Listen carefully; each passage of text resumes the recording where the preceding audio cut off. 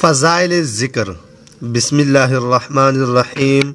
حضور اقدس صلی اللہ علیہ وسلم کا ارشاد ہے کہ شب معراج میں جب میری ملاقات حضرت ابراہیم علیہ السلام سے ہوئی تو انہوں نے فرمایا کہ اپنی امت کو میرا سلام کہہ دینا اور یہ کہنا کہ جنت کی نہایت عمدہ پاکیزہ مٹی ہے اور بہترین پانی، لیکن وہ بالکل چٹیل میدان ہے اور اس کے پودے درخت سبحان اللہ والحمد للہ ولا الہ الا اللہ واللہ اکبر ہے، جتنے کسی کا دل چاہے درخت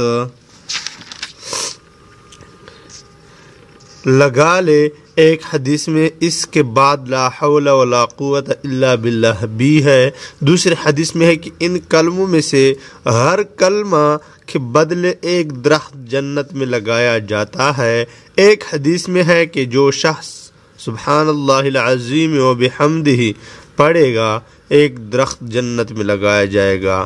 ایک حدیث میں ہے کہ حضور اقدس صلی اللہ علیہ وسلم تشریف لے جا رہے تھے، حضرت ابو ہریرہ رضی اللہ تعالیٰ عنہ کو دیکھا کہ ایک پودا لگا رہے ہیں۔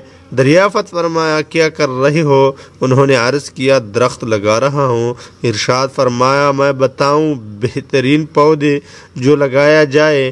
سبحان اللہ والحمد للہ ولا الہ الا اللہ واللہ اکبر، ہر کلمہ سے ایک درخت جنت میں لگایا جاتا ہے۔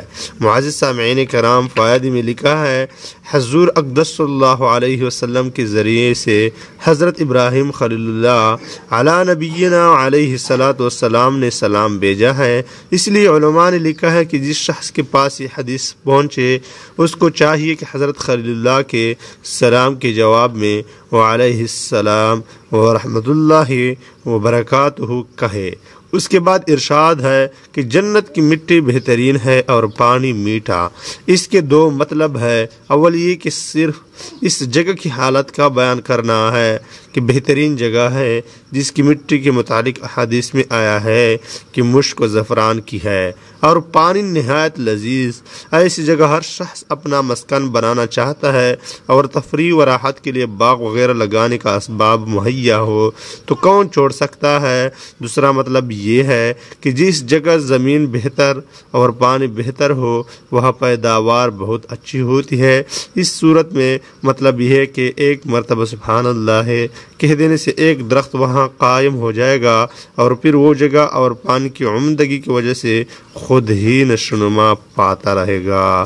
وآخر دعوانا ان الحمد للہ رب العالمین۔